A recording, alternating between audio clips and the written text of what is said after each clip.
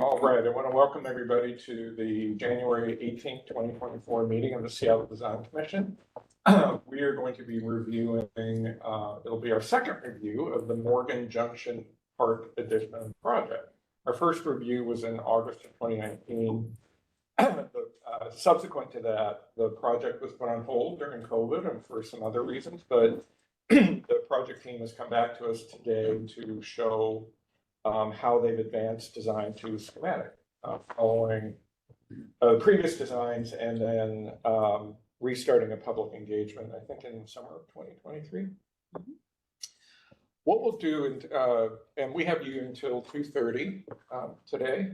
Why don't we go ahead and start with introductions with people in the room, and then we have one commissioner, maybe another commissioner that's going to be joining us online.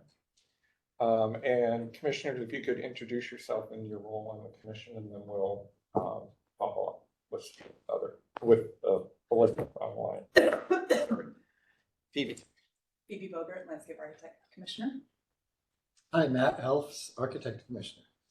Molly Spitalnik, she, they pronouns. I'm the Urban Design Commissioner, and I'll be serving as chair and action taker today. Jay Backman, I use the pronouns, and I'm the Get Engaged Commissioner. Juliana Acevedo, staff. Hello, Kevin O'Neill, I'm the Conservation Planning Commissioner. And we're being joined by Adam and Ryan. And Adam, I just want to confirm you're going to be leaving at 2 today? Before the action, yes. Okay, we'll make sure that we do. We have an opportunity for you to provide at least questions and comments. And then we have 2 commissioners online. Let's start with Elizabeth and then Ben. Oh, Elizabeth Connor, good afternoon. Artist Commissioner. Ben.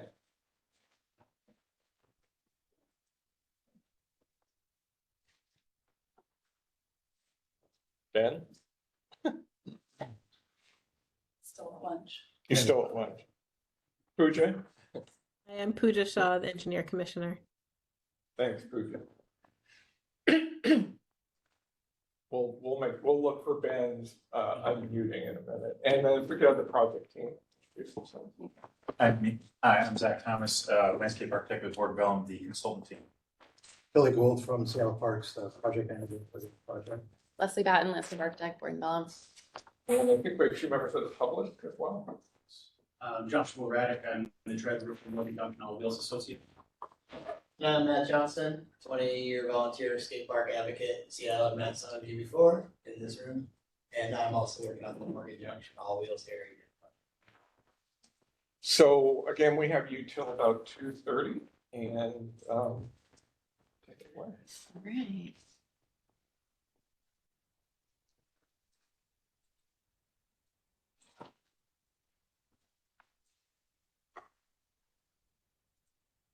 All right, can you guys see that? Okay. Yeah, perfect.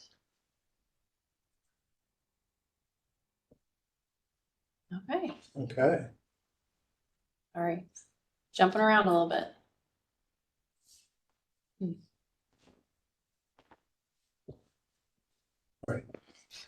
Looks like it's settled.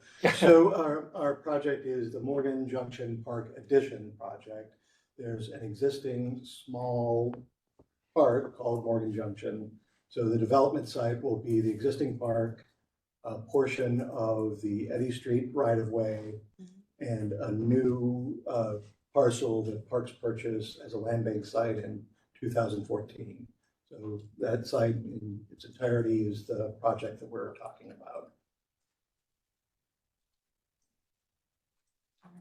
So the next slide will be about the goals of the project. The overall goal of our project, the most significant one, is we want to respond to the community concerns. What the community wants is what we want the design to represent.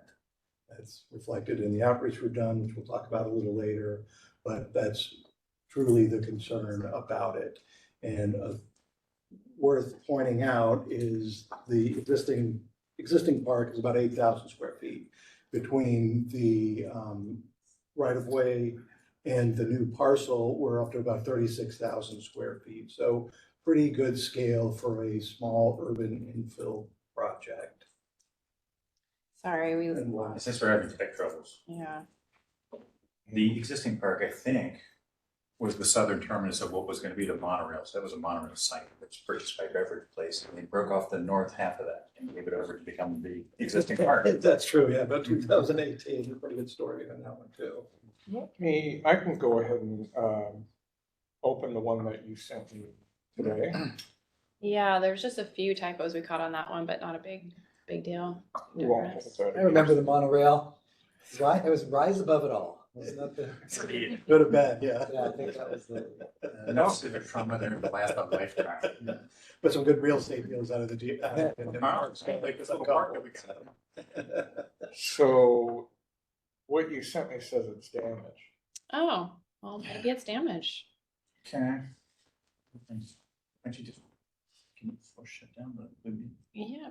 That's what we'll do. I can open the draft that you had sent last week. Is that significantly different? Significant. Yeah, we had some clarifying slides. We did, yeah, I think it will help to see this, sorry, you want to- So a little bit of timeline, this project has been out there for a little while, so the parcel was purchased in 2014 as a land bank site. That was, based on a voter approved levy, kind of a strategy to buy real estate for future development. Development funds became available in 2018 for the park. And at that point is where we started outreach and started initial public meetings and getting excited about the park. We developed a good schematic design, came to design commission, had a good progress, and we're progressing with permitting and kind of the more technical part of the design and budgetary reasons. In summer 2020, the project was paused. Funding became available and re-available in 2023 and 2024. We started the project up again. Leslie, I got it. The one you emailed me, I Okay. didn't save it and I can run it off of. what Okay, you I just- just got it reopened, so let's try this really quickly, and if that doesn't work, then we'll go with yours. Okay.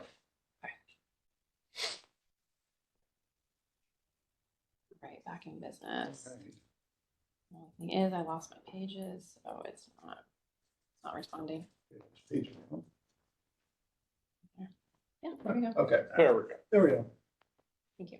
So overall project goals and project vision, and again, what we kind of talked about is it's a pretty good chunk of land that we're developing. That's one of the exciting parts for us. Okay, so context. This is over in the Morgan Junction urban village. So it's a quite dense little commercial strip where it's slated for more commercial development, more density. If you look within the quarter-mile radius and the half-mile radius, there's actually in this urban center, there isn't a lot of open space or green space. If we go out to the half-mile, we do pick up one of the schools, we do pick up Pelly Place. So those are the closest open spaces for this community that is slated to grow. We also wanted to know a little bit more about who this community is that lives in the Morgan Junction area. General trends are pretty similar to the rest of Seattle, with race being 76%, 74% white, 4% Black or African American, 7% Hispanic or Latino, 8% Asian, 6.2 two or more races, and less than that for other. Genders basically split. English is predominantly the common language. And then all the rest is pretty much on par with what the city of Seattle statistics are looking like from 2020 census. I just want to say that these categories we pulled here are directly from US Census. So we Right, and city of didn't Seattle grab these. data, yeah. Sorry to interrupt. Could you make this full screen? It is as full screen as I know how to make it. If you go to window and then presentation. Right. Sorry. Thank you. Ooh. Didn't realize there was a difference between full screen and thank you. It's, yeah. Okay, so looking really zooming in more around the site. So it's on California, which is a very busy arterial, the intersection of Fauntleroy just to the south. There's some small low-rise commercial businesses on the south with the beverage beverage company or beverage place pub, Zeke's Pizza and Starbucks. And then across the street, we have some apartment buildings that are a little bit taller, multi-floor, multi-level. And a bus stop right across the street as well, which is very helpful. And most of the residential, we do have some single family kind of behind it, but predominantly it's apartment buildings. And Calmore is the Seattle Housing Authority, and that's this kind of little round tower right here, right there. The park's history. So previously it was a dry cleaner. Well, before that, I think it was a gas station. So there's been a lot of great chemicals applied to the landscape. Parks opened the existing park, or they purchased it and developed it in about 2009. And then with the land bank program, that was an approved levy, they added the new spot that we're talking about today. And we're currently, you kind of see the pictures of its evolution from 2014, where the dry cleaners is standing, and now it's been demoed and it's just this lovely concrete pad with, you know, our great improvements hopefully coming soon. And let's just give a shout out to the All Wheels group for making use of that pad. Yeah. So a little bit more visual of what's happening. So you can see in A, that's the existing park, very well developed, great spot for all of the Morgan Junction Community Association's festivals. And then looking at B, that's the Edie Street. It's an unopened right of way. So we get a little bit of pavement on the east end, but then transitions to kind of unstable grade, undeveloped green space essentially. And then up on the right is C, and that's just our leftover foundation footing slab for the previous building that was there.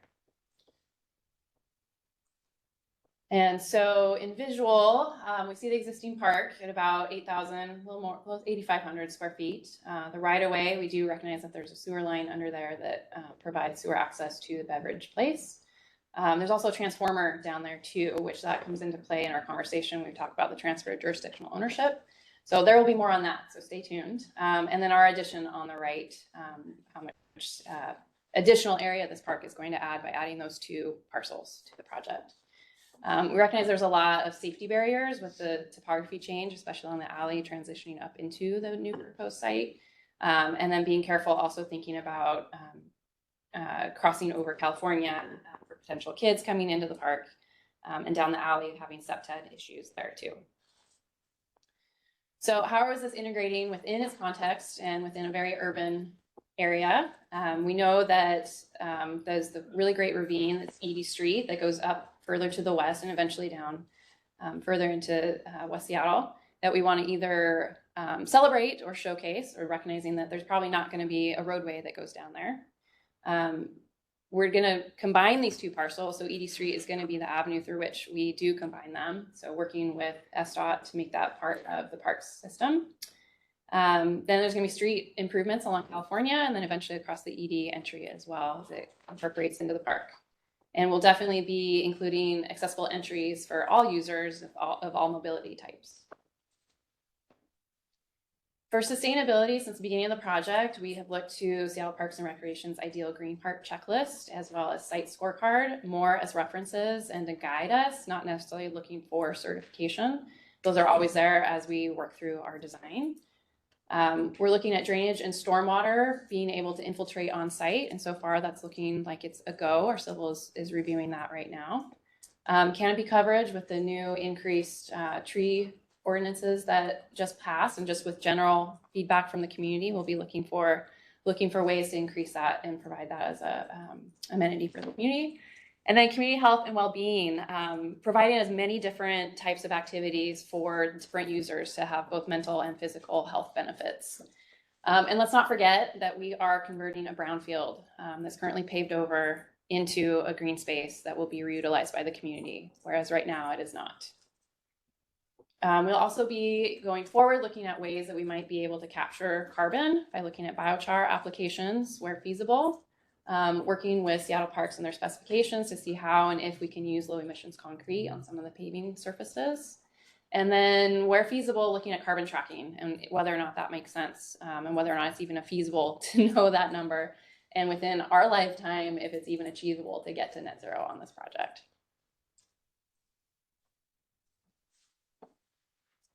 Community engagement. Okay, so again, this project has been out there for a while. Community engagement really started about 2018. A planner with parks reached out to local community groups, underrepresented groups, started with some informal meetings related to the project. We did an initial public meeting in tandem with the Morgan Junction Festival, where we kind of started with a blank slate, right? So listing of possible program elements that the community responded to, rated those, and from that point, kind of correlated that data, came up with a 3 different options roughly of how to organize those elements on the site, and another public meeting survey, and came up with kind of a combination of our 3 options, not untypical. And from that point, developed it into a schematic design. And that leads us about to around 2019, 2020, we were starting technical design on that, and that's when the project was paused. After funding came available, we started with the public meeting, kind of reintroduced our schematic design, which was positive. There was positive reviews of it and acceptance of it, and some potential additions of our skateboarder friends here, a little more active site, a little more activity on the site, kind of a wanted thing. So kind of the combination of the previous schematic and addition of community wants of the skate spot is about where we're at current.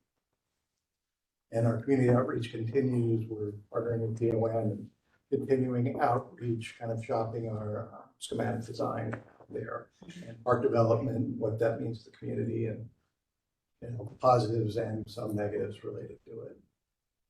All right, so now we're going to deep dive what Kelly just said. 2018, there's some initial work. There's some feedback from that work. In 2019, we picked up the project and took that programming back to the community to re-engage them and kind of confirm the results, or at least see if those results would be stable from where they were the year before. And then the other element that we looked into is down at the bottom. There is the Eddy Street right away. It kind of came up as like, should that be a VUNRF or not? So we put that out to the community as well, and 96% of people did not want that to happen. They wanted that to close, for the park to be a continuous parcel. So we've been kind of moving down that path ever since. The results from that were these kind of breakouts. It's pretty even across community event space, play and active recreation, flex and passive space, and planting.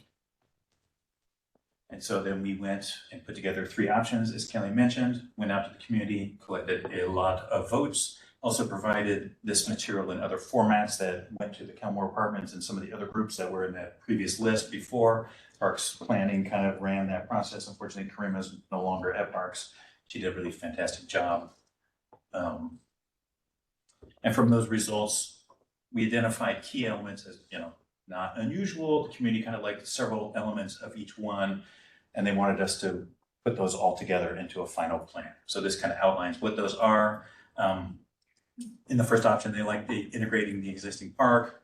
They wanted some sort of an event space. They wanted a flexible play space. In the second one, they really like this thought of a view to the Olympics. Unfortunately, it's really been a challenge. Right? If you get up about 5 feet, you can actually see the Olympics from the park, but we're not sure we can really achieve that. That's why we kind of looked at a climber, one of the options, like at least if the kids could get up 10 or 12 feet, they would be able to see the Olympics from there. Could be kind of fun. In the intervening years, the trees on the neighbor's property have grown up enough that we may not be able to capture that anymore. So, and then they like the thought of trying to work with the landform, having a promenade that could be both a stroll through the park as an alternative to walking straight down California, but it could also be a staging space for the Morgan Junction Community Association Festival every year. Structured play, and then in the last one, they like the loop path, and again, the stage element and some nature play. We pulled those together into this scheme and took that back out to the community. It includes pretty much those elements. There's kind of like 3 paths. There's the path along California, which we tried to stage up as a pretty friendly urban space, extra benches, double row of trees. If you were kind of in a hurry, you could still walk along there and that'd be a pleasant experience. If you had a little more time, you could then loop through the boomerang there, that kind of promenade into the park, which would be wide. There could be some events happening there. There could be some kids using that for various activities. The net climber, you can see 17 there, that kind of play space. People have asked, like, why is it a darker green? At that time, Parks's spec for play surfacing was artificial turf, so we represented it as such. That is, of course, subject to whatever Parks decides later, but that's why that's rendered in green in this particular case. We made a hill as tall as we could within the limits of the criteria for how Parks can mow that at 23, I believe that number is. I just look at my screen. And from that vantage, we felt you could maybe see the view. We did put some deciduous trees, you know, it was a good thought. We're not sure if that's gonna be successful. We included nature play along the kind of north middle area there, the truck turnaround, which we can talk a little bit later. And then in an effort to economize, because of course there is a budget here, we tried to touch the existing park as little as possible, yet pull away the side of it along Eddy Street so that the lawn experience would roll into that park and include it, but not touch it too heavily otherwise. Went back out to the community with that, and they favored it. So then we intervened with the COVID, things go on hold, and then we return. And of course, it's been a number of years. Community has shifted a little bit. The world has shifted a little bit. Re-engaged the community to see where things had landed. In the interim, the All Wheels team had showed up and made use of that concrete space, phenomenally popular. So we kind of pulled in some of the then and now, right? So we pulled out the most popular elements from what was back in 2019, and then we pulled in All Wheels and a couple of other elements that we had heard from the community would be of interest. You see that top square for now, that's the All Wheels space, crazy popular, no surprise. I think one of the big surprises from the COVID was just that other community members were showing up and saying, wow, they were asking these guys, can we watch you skate, right? And so to me, that's a little bit of an inversion of how things worked before. People were a little bit wary of skate parks, but now we've been all trapped inside for so long and people were eager to come out and see other people having fun. Like, that's actually fun now, which I'm glad for. That's a good move in the world. All right, so this is the adjustment from 2019, right? So the community event space was a little bit less of a priority, but you can see we had a massive increase in the desire for play and active recreation. Passive recreation dropped, and of course the planting dropped. So like a lot of the move was towards how can we provide more activity in this location. And well, include the all wheel space. And the other part of this is, I don't know if you remember the previous rendering, but we've gotten direction from the parks person, remember her title now, but to add more trees. We have added more evergreen trees to meet the canopy and other requirements. Planting is not quite as popular as it was before, but on the other hand, just within the budget, we've kept all of the other main program elements and then added in the skate park into where the existing Morgan Junction Park is. And again, this oval, in a sense, is a placeholder. It's kind of like what you guys kind of came up with. That makes sense right now. Obviously, there's going to go out. There's going to be a professional skate park team that's going to come in to help with that. We don't think that this oval is necessarily going to survive it. It does nestle into the existing kind of park and take advantage of the things that are there, but TBD as things move forward. This is our ADA route. So we have ADA access on all of the pathways. We have enough grade change that we may or may not be able to actually get an ADA route within the park to the skate area, but we will definitely have it straight off the sidewalk. As that evolves, we will have a closer look at how that works. We have an ADA path that upper right goes up to the alley, but that alley is not improved, and so it would be a turnaround at that point and come back into the park. But there would not be any accessibility up and down the alley, which would be a gravel surface as another means to try to economize on the budget. Mm-hmm. This is a section that runs north-south. Let's just go back. That's right through the mountain. I guess we don't have the section marked on this particular drawing. We'll not worry about it. In any case, it cuts through the tallest of the landforms, which, as you can see, for mobility is not so tall, but we did carefully sculpt. We did carefully sculpt the terrain and try to set up the plantings so that we would maintain visibility all along the entire alley, because at this particular time, there's a very steep slope that goes down the alley. It's overgrown with blackberries, and it just doesn't feel awesome. So we're going to try to resolve that. And again, one of the pieces of adding access to various points in the alley, either by lawn, by a path up, which is to project northwest, but it's actually north, and then down to the turnaround part of the alleys for dog walkers or other individuals who are able to make that trek to be able to even further extend their walk and use the alley as an amenity in that way.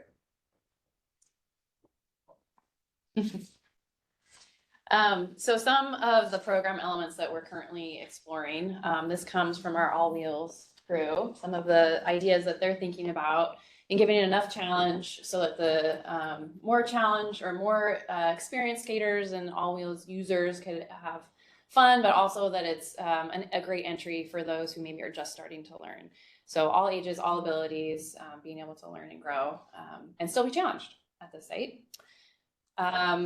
You also asked about nature play, or the previous commission asked about what we were exploring. So these are some thoughts that we have, whether it's just kind of built into that hillside that's on the back that goes down to the alley. Maybe even not forgetting that children also love open, flexible play. So the open lawn is a very important part of the nature play. And then other kind of just natural features can be worked in where appropriate within the planting areas or kind of on the sides where it's a little less programmed. Even down to actually having specific nature themed play structures in the play area, something we can explore. And also having a little bit of artful play with it too, so that we can also incorporate some part of the artistic element and the art element into the public space. Speaking of art elements, there's definitely ways. We don't have an artist currently on board on the project, so ideas that we've been thinking about incorporating could range from just things that we could do with the paving, whether that's an art application, a painting application, or more etched into permanent paving. The existing park right now has up on the top left, they have these little framed, almost like chalkboard picture frames embedded within the right of way. So we could look to that as carrying that up California, or use that as a starting point or an inspiration for what could happen in the new addition. The skate park or the All Wheels area is a great opportunity to incorporate local art after the fact, or even during the process when you guys are doing your RFQ.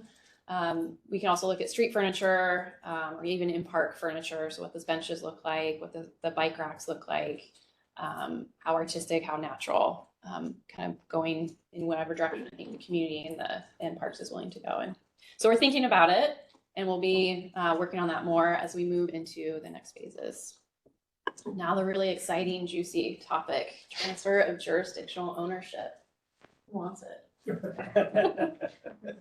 So yeah, key to this is working through the TGO process, which was started in about 2016. I think SDOT is broadly behind it. We've met with STCI earlier on, and they're not requiring full development of the alley, which we consider a positive.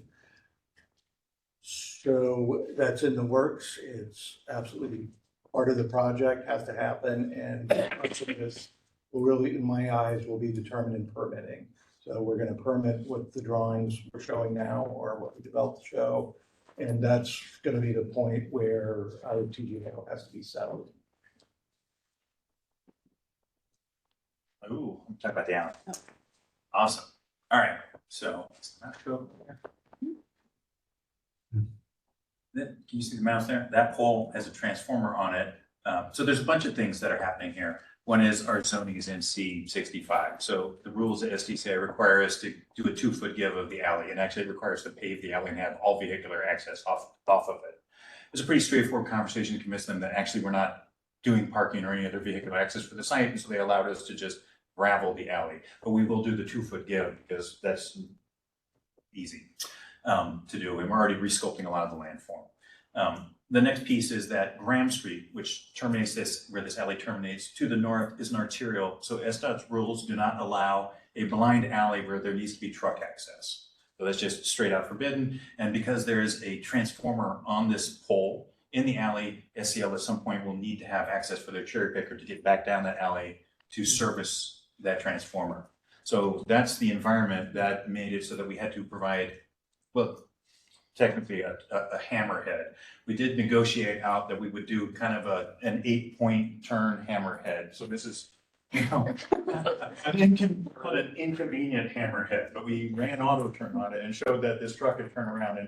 And it was at that point where we were in the middle of that discussion that the COVID came into play and things just kind of stopped.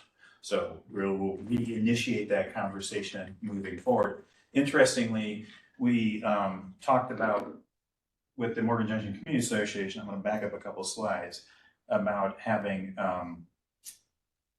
this area of lawn. It still has terrain that feeds down to an area, and we're like, well, if we pave this little area, would that work for the kind of low-key musical events and so on that they have during the festival? And they're like, yeah, that'd be great. And so then when the parks, I can't remember the activity plan we met in Purview, was like, what's it going to be like for us to come in and stage equipment and so on? They're like, well, turns out you could drive a box truck down the alley and turn it around. So actually, Parks Programming is kind of excited about the turnaround. I was like, well, thank goodness, because really, it could be a never scenario that SEO would actually use that access. But if Parks used it to drive in and do things of that nature, or the Morgan Junction community did, well, that would be fantastic. And then we're going to close Eddy Street and just extend the street safe across. So this is the SIP in the current status as it is. So rough timeline where we're at is continuing with design, getting permitting in, and bid documents developed with hopes of starting construction early 2025 and be complete in 2025.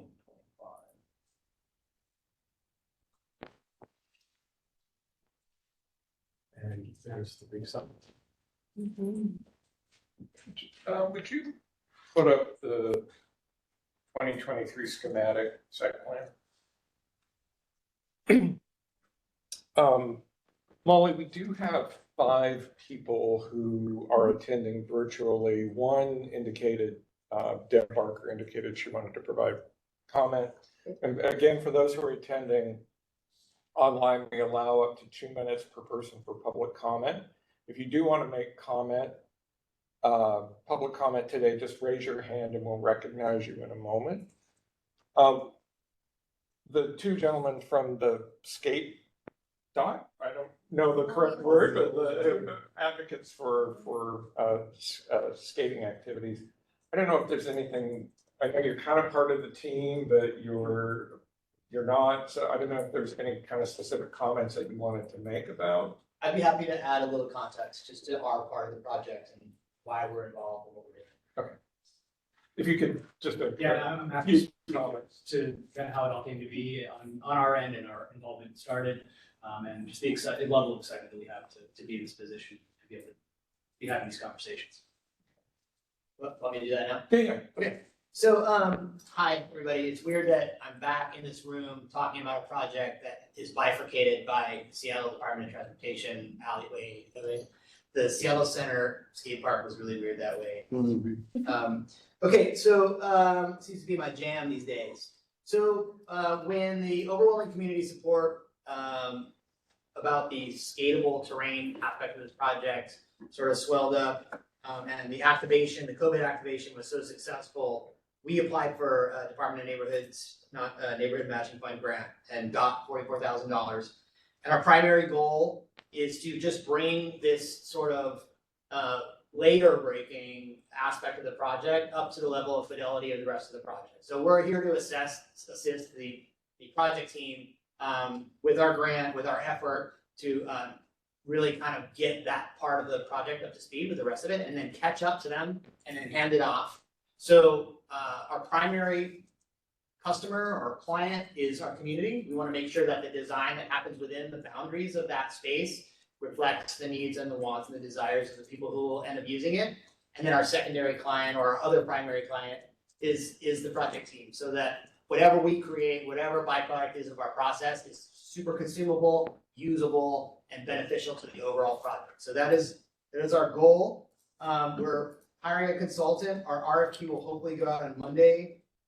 We're going to aim this at beginners, families, and spectators, and overall activation of that part of the park, and hopefully the whole park, and bring energy to the park. We are going to focus our designer on integration We want them to take a holistic approach, not just look within the boundaries of that gray egg, but actually look at the entire park, do a little bit of extra feasibility work just to sort of think about what adding all wheels activities to this project might do to the overall energy of the space. We're going to explore not just design within the egg, but a little bit of a distributed approach. So maybe one design alternative that blows the skate park up into sort of a distributed, maybe a pathway with some skate features on it that stays within that lower south triangle, but still, and within the 1,500 square feet that we're talking about, but breaks it up a little bit and makes it less contiguous. And finally, we think of our part of this project really as the ace in the deck for this project, because bang for buck we've seen in the Seattle skate park system and throughout the park system, actually in the nation and in the world, skate parks are quite often the most highly utilized per square foot piece of any park project. So we really feel like for the amount of money that it costs to build something like this all wheels area, bang for buck, it's a great value, and we're happy to help bring that value to this project. We're hoping to wrap up by September of 2024, which will hopefully dovetail perfectly with the overall project process, and then move forward from there. I just want to speak, I guess I'll touch on the energy that Matt was talking about. When we started this little experiment, I should say, we put down a wooden ramp and we had fun for one day, and then a week and a half later, we had 20, 25 kids showing up nearly every day to come use the space. And it was just really invigorating, very encouraging to see the community involvement, to see people stopping by and just chatting us up and saying, hey, this is really cool what you're doing here. Is this station? No, but having been through that part of the process, and it really opened up our ability to work with parks and to build a relationship there. So I'm very thankful to Kelly and Zach, Leslie for just letting us be a part of this and helping kind of guide with a little bit of advice and make sure we get the right people to put something that's going to last and be useful for the community for a long time to come. So I'm not seeing anyone online raising their hands. We can check back after your questions. There was a comment. Oh, Deb Barker, please raise your hand. Before we go to Deb, I just wanted to let commissioners know we did get a comment letter from a individual named Justin Beckett, who's opposed to the all wheels area because this person is concerned about it's being championed by a smaller minority of individuals as opposed to really what the larger community wants, and they would prefer just green space. Maybe Kelly, after questions and after Deb's comment, we can circle back to that. Deb, if you wanted to provide comment up to 2 minutes, I will unmute you. Thanks, Michael. Hi, everybody. Deb Barker. I'm the president of the Morgan Community Association. Hey, Matt, I haven't seen you in a long time, so I just wanted to say hi. Yes, I do. Hi.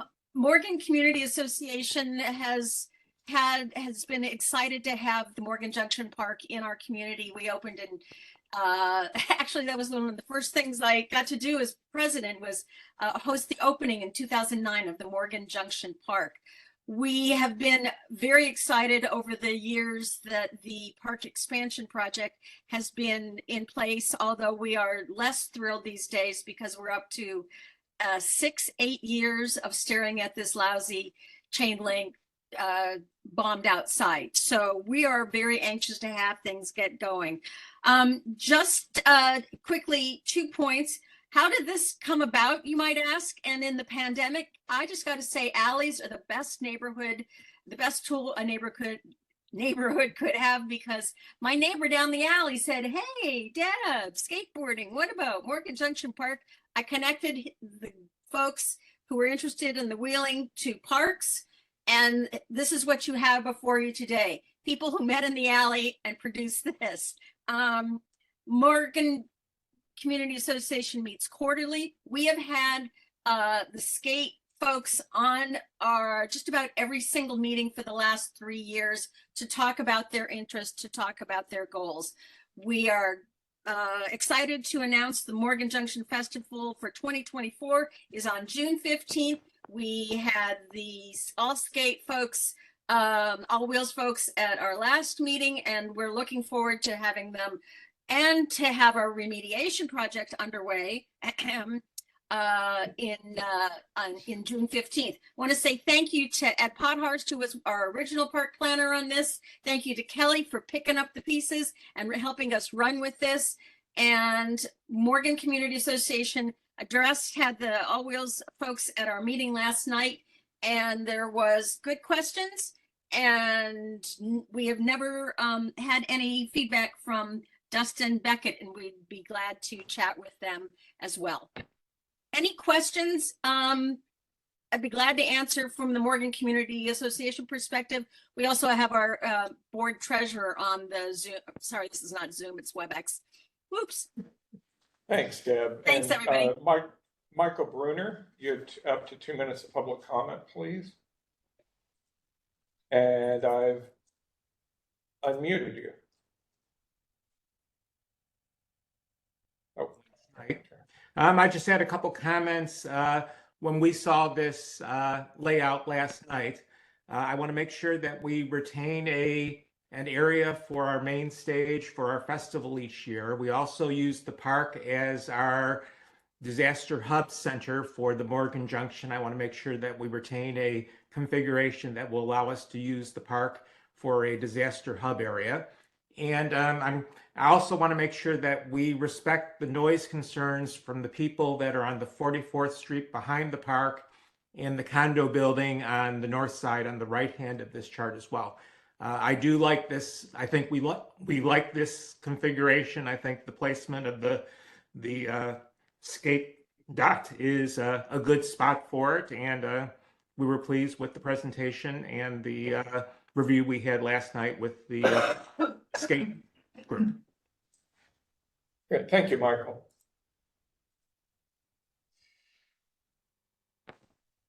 Would we like to follow up on any of those public comments by opening it up to the team for any of those questions, or do you want to incorporate that into our questions?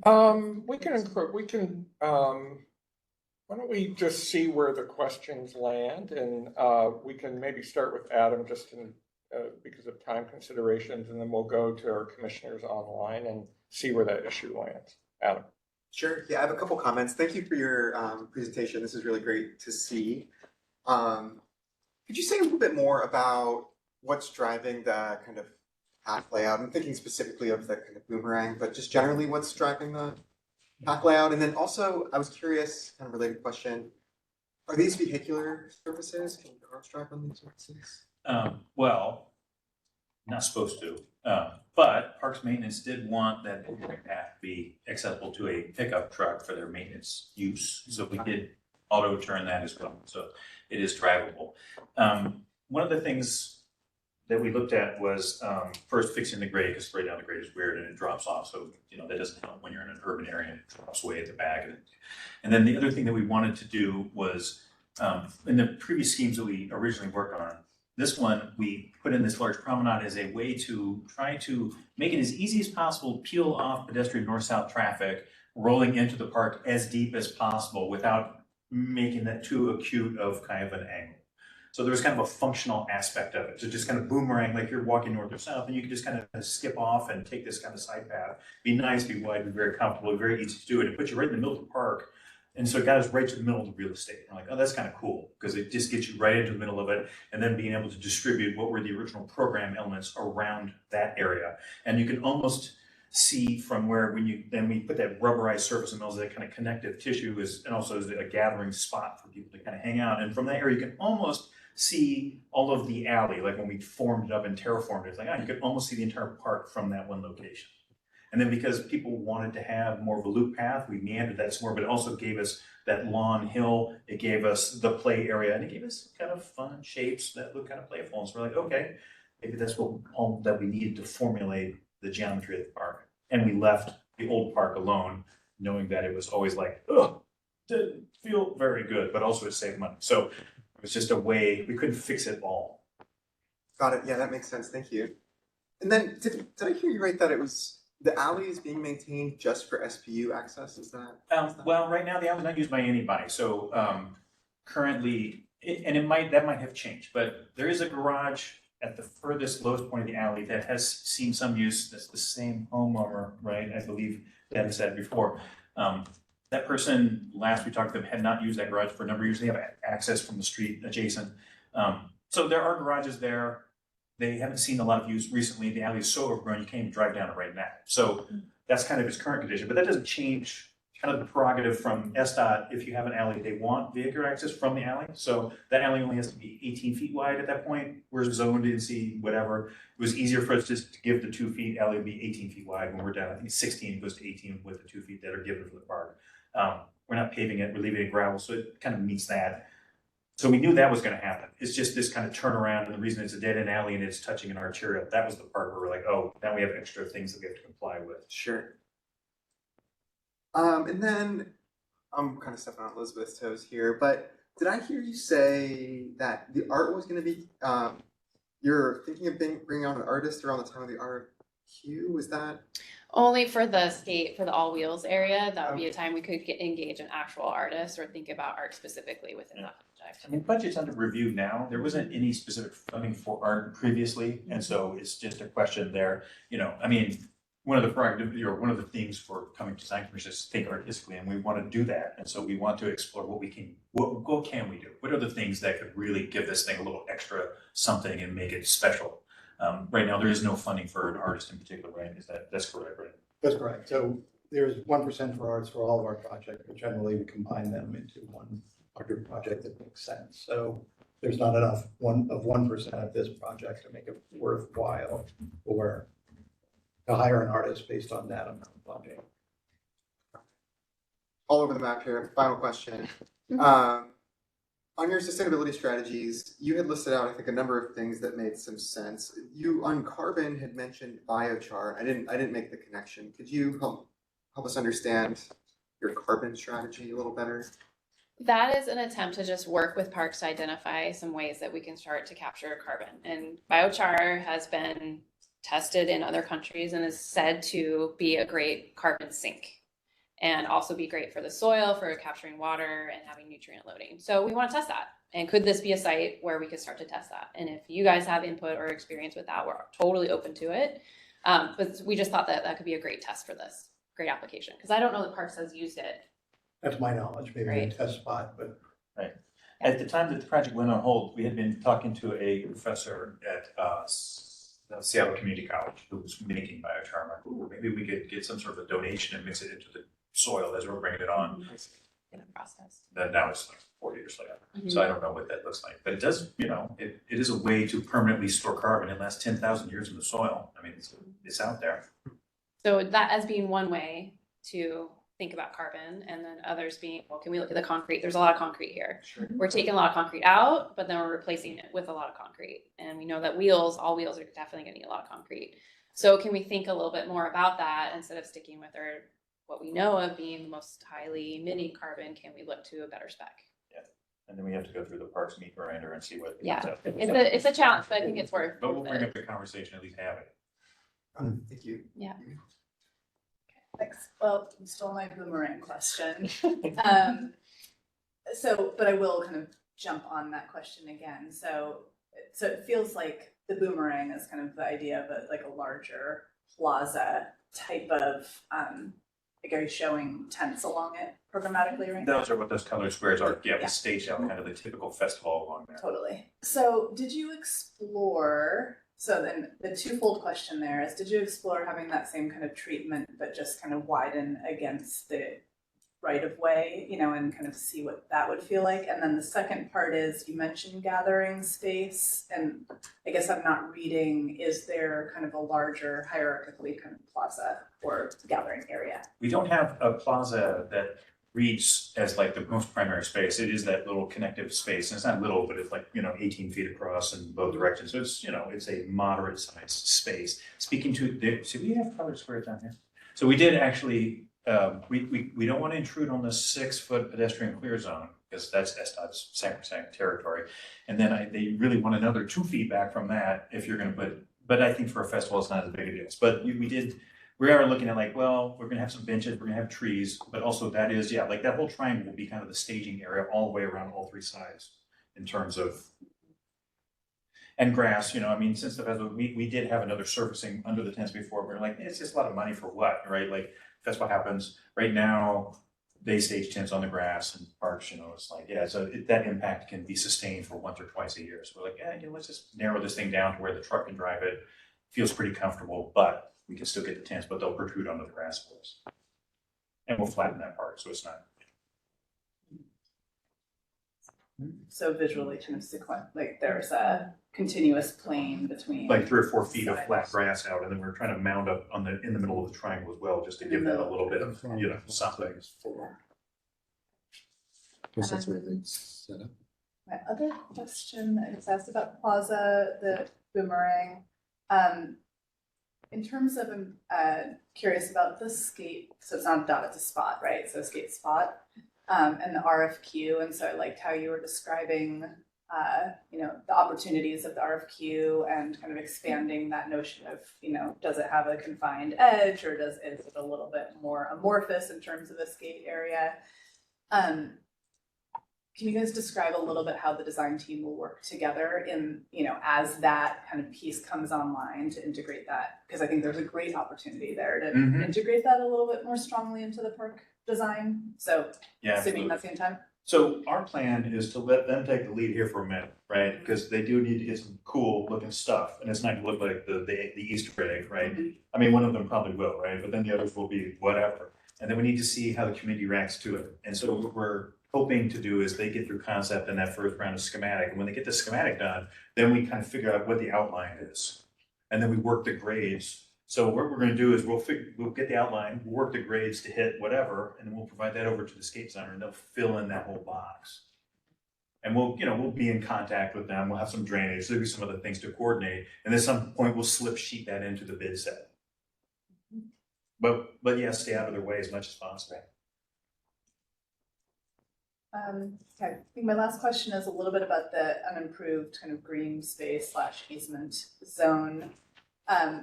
Is there any merit when you look at that? You know, I was just trying to look on Google Maps. Is there any merit to, or have you looked at what that kind of natural space, how that can have a connection back into the park? Is there merit to that, right? The industry. You know, in terms of canopy cover or some way that that can kind of inform, and, you know, because right now there's a bifurcated, very like distinct park space, unimproved alley, and then green corridor. There is a lot of trees there, which we aren't representing here. So there is some amount of forest cover that will pick up pretty quickly. And it does turn into a really steep ravine pretty quickly. And about 50 yards down, there's an ephemeral stream that picks up. So there's all sorts of, I mean, Eddy Street is really just another one of these things in Seattle where there's a ravine or there's a natural system that no one wants to deal with, and then SDOT kept it, and because no one took it, right? And so there's what looks like a right of way, but really it's just a stream corridor that runs down to another park further downhill, right? And so it's like, yeah, it'd be fantastic to have a trail running down there for sure. I don't, you know, who's going to fund it would be awesome to know. But yeah, I mean, it'd be cool. It'd be super cool to have. We're certainly, you know, the way that we've designed things, it would be easy to connect into it and at some few, barring the fact that there's going to be a big eco block hammerhead right there. Yeah. All right. Thank you very much. I've just a couple questions. I'm wondering about the south end of the site that appears to be not proposed in your scheme between to the south of the skate park Right and to the south of item 4, the informed performance area over to the property line. What's happening with all that ground? Just not touching it right now. Why? Isn't it part of the, isn't it part of 2008, part of the existing park? It is. Yeah, so 2008 is pretty established Yes. landscaping. It's kind of a good separation between Beverage Place, their kind of drinking plaza area. But is it functioning as public space? I just can't tell what it is. I see it's excluded from. Landscaping, and there's. Okay. Yeah, that's just wrong. There's a couple benches Are established. those benches? Pergolas over them. There's like Yeah. 3 of those. It's- All right. You know, I don't know if that helps any to kind of get the aerial. There's an existing park, and so that north side of the kind of Okay. bulbed up triangle is what part we're blowing out. And yeah, I mean, it's just, again, we're just looking at like, how could we get that area, you know, it's has some functionality right now. And it's in, you know, it doesn't receive the most use, but it has some functionality. And so in terms of the way we were trying to target the budget, that's limited. We're like, well, we should probably just leave that. It's there. It's doing something. And, Okay, Yeah. I understand, I just Yeah. didn't. There is a group that maintains that landscape, a Friends of group, who Oh. It's actually a really good pollinator habitat too. they're not happy that we're taking away the north half already. But it's funny, because to me, it's part of the park, but your graphics kind of make it look like it's not. Yeah, And so that's why I was confused. yeah, and we were trying to render it just in terms of where the intervention Got was, but you're right, yes. Okay. My other question is, and maybe you touched on this, I'm wondering about how you're treating, just from sustainability standpoint, how you're treating site hydrology. Like, where is water moving, and is it related to existing movements of water? Like, is that ravine, the water flows, what's happening with surface water, stormwater? Where's it going, and is that part of your sustainable? Yeah, so right now, there is no storm line. The storm line extends to the south end, and Yeah. I have a picture of the existing park. We haven't engaged that process yet, but the plan is to infiltrate all the water on site. I mean, in this system, the new rules from SPR, if you can't tie into the storm line, well, first we would go through drainage. Let's just say, like, the code already would require us to infiltrate some of the water, hold on to it, do other things to it. But because we don't have a storm line tap right now, we will be putting in massive gravel dry wells to infiltrate all of that water. But we have to have an overflow. And so there's some questions about how that's going to work and what the expenditure, or whether we have to do it or not. Because there's a possibility that SP will put a requirement on us to extend a storm line 300 feet down the Eddy Street ravine to the nearest one downhill. Right, I was hoping to avoid that kind of stuff. Yeah, we are And- nothing but and dying do it to more avoid that. naturally, but again, I'm not that expert, maybe there's other commissioners who can speak to that. Right, but it will be designed to infiltrate all the water. So that will happen as Yeah. part of this design. Okay, that's all my questions. Okay, let's see, so, my first question is about so I do see that there is the path to the alley, so is there any desire to connect pedestrians toward the ravine and stream area, or is that intended just to go to the alley area? I wish I had the survey, because when you see the topo, it just, like, when it's even putting this part of the hammerhead in there, I mean, that's gonna be like 6 feet up at the bottom. And so it's diving really fast, and it's completely overgrown, and just, it would be very challenging to get down in there today. And it's not like it can't be done, but it would just be, yeah, I mean, there's a possibility to do it. It's just, I don't know, it's not in our purview to fix it, and so we don't have funding, and I don't think Parks has funding. It's So- our so property, just- and there's a couple other. Yeah. sort of- So I would love to do it, I just don't. Yeah, I don't know how to answer your question positively. Oh, no, that's helpful, just to understand your thinking around it. But I don't think we're stopping future development of a trail connecting this park to others further down. I mean, there's some use of that right of way for sure, something better than what's existing, absolutely. Okay, thank you. In terms of, so I do want to understand a little bit more, and apologies to those online, I'll try to describe what I'm pointing to. But I'm really curious about the allocation of, so Elizabeth, I'm pointing up toward the 20 and 26 area, and then also to the 4 and 2 area. So I'm curious, those have similar quantities of space allocated, and I'm just curious from a program perspective, are they both feeling like they're fitting in the program that you want for them to? Is one feeling more important than the other? I'd just like to hear a little bit more about, and maybe even this 11 area, so maybe kind of 2, 20, and 11, just talking about in some of those more open spaces, what is the programming thinking and kind of priority thinking between those? Good questions.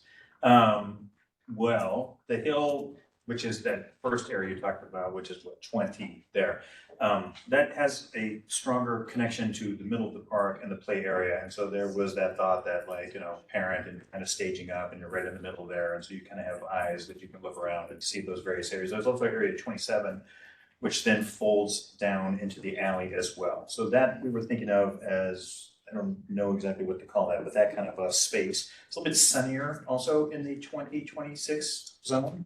So we tried to keep the trees away from that. So that was kind of like that thought of the primary lawn space.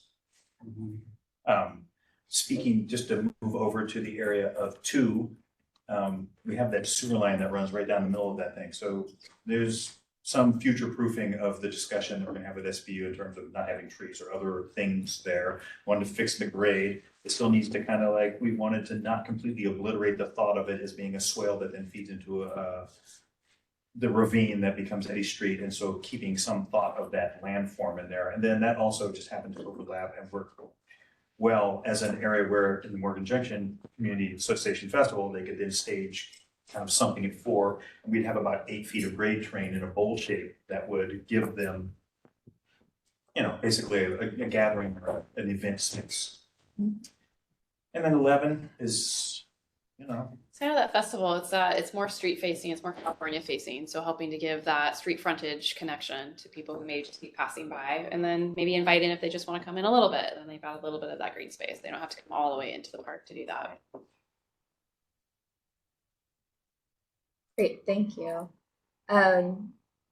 So, and related to those, we did hear public comment about main stage for the festival, about disaster hub. Are you all feeling that that those uses, has there been enough space, do you feel, allocated for those uses? Has that been part of the conversation? The disaster hub is not something that we have heard about till just now, but we're like eager to see what those criteria are. I was part of a disaster group in Ballard, and we had like a lockable box with stuff in it, and we gathered there, and there was some amount of space that, like the ball field. So it felt like, just judging from that experience, I'm like, I think we can totally hit that, and it's just a matter of figuring out if that's what is needed, and if it is, great, totally do it. We have plenty of open space where gathering can happen. We certainly have plenty of spaces where you could park a box, ending parks and all the coordination issues there, where they could stage up those things. So it feels like, I mean, I think we can do it. I don't see how we couldn't. Maybe Deb has more to add to that. And the stage area is still within consideration. Right. So it's not raised stage, but it's definitely an area where we have a lower area that is flat and we have a bowl shape. So it's like, well, we definitely have something that can be used in that way. Great, thank you. And I'll pass it to Jay. All right, well, thanks for the presentation. Always excited to see more green space in the city.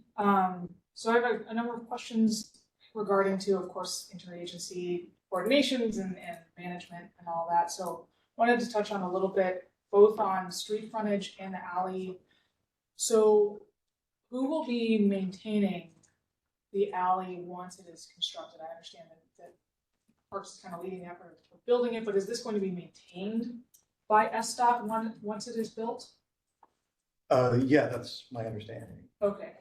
It's their property. They will maintain it. Gotcha. So I assume there's been coordination with SDOT, both on the alley and on potential future connections to the ravine and on what the curb management plan is for this site? Curb management on the alley? No, curb management of the frontage as well, because that's. The frontage and the street improvement process which we've started, will dictate that part. I don't think we have anything specific to say about that, but the street improvement process, which is lengthy and kind of the permitting thing, we'll deal with that directly with SDOT. Okay. For their standards is essentially how it's gonna go. Okay. Jen, is that for California? Yes, that was for Just for California. Yeah, I was just trying to understand, I mean, because there's so many tie-in points to SDOT. Yeah, fair enough. I just want to make sure that I'm clear on, okay, who's building it, who's maintaining it? Are we meeting any plans that, if there is any, I know that there's street parking along here. I don't know if there's a change to what that curb management is going to be, if it becomes something else, a transit facility. That may be within SDOT because we're closing Eddy Street. It's open right now. Yeah. Right? So it's a discontinuous sidewalk there. It's not a very pedestrian friendly thing. So we're closing that. It will be one continuous sidewalk, which is a big win for pedestrians. Yeah. How SDOT manages that is a little bit in question and will be determined once we're finished with the CIP process. We're not proposing not to have parking, and then there's a discussion with Parks Maintenance because they want to be able to get in there and do their maintenance thing, and so that's just gonna be a conversation between We'll Parks and advocate for is a parking spot for parks or exempt license parking generally is how it works. Yeah. But we would potentially be adding 2 to 3 more street parking spaces with closing off Eddy. Okay. And you can see these yellow boxes are where that exempt space would be. So if we get an exempt space, we'll put it where they can then drive across it into the park as well for that kind of access. Yeah, I understand.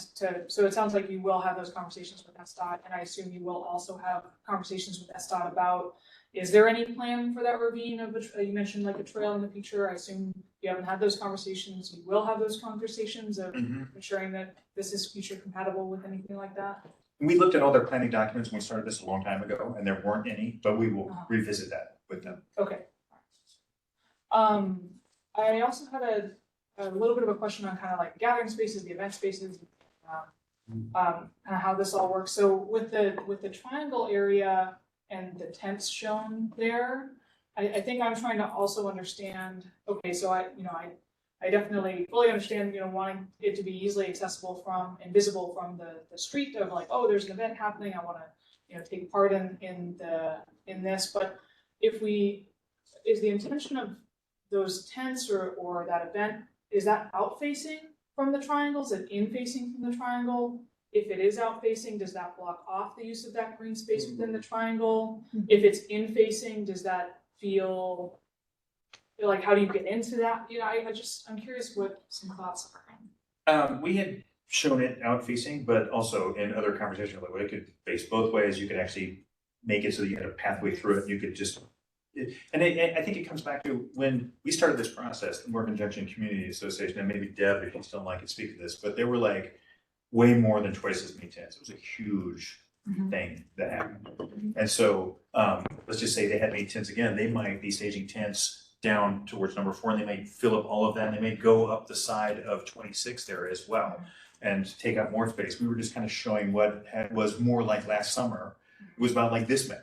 And so we had enough, and it's only once a year kind of event over a weekend. So it's true, in this case, we didn't allow access to the triangle, but you could stage those tents where you could still kind of get in there. It might be a good place for kids to kind of like run around because it's kind of has a perimeter now and people are around the outside.